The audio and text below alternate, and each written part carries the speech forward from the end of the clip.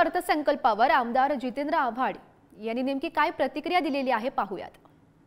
राष्ट्रवादीचे आमदार जितेंद्र आव्हाड आपल्या सोबत आहेत। सर, आज पुन्हा एकदा विरोधक आम्हाला आक्रमक होताना पाहायला मिळाले। कृषीच्या मुद्द्यावर ज्याचा दर विकास दर घटलेला त्या मुद्द्यावर तुम्ही आंदोलन केलं। विकास दर आपण गुजरातच्या खाली गेलो, लाज नाही वाटत आपल्याला?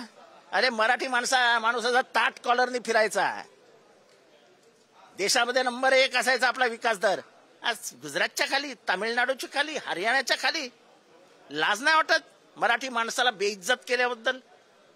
राज्याचे मुख्यमंत्री एकनाथ शिंदे म्हणतात की हा मराठी माणूस सर्वसामान्यांचा आहे आणि त्यांनी सर्वसामान्यांसाठी काम केलं, पण त्यांच्यावरती ही थेट टीका आहे का? ही सरकारवर टीका आहे।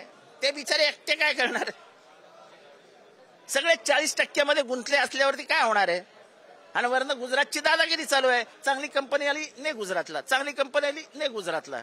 तुम्ही आज गाजर घेऊन आंदोलन करत होता, त्यात भरत शेठ गोगावले यांना सुद्धा तुम्ही गाजर दिले, काय नाही? 3 वर्ष झाले गाजर देत आहेत। मंत्री करतो, मंत्री करतो, मंत्री करतो, मंत्री करतो। त्यांनी सुद्धा बिचाऱ्यांनी प्रेमाने आमचं गाजर हातात घेतलं।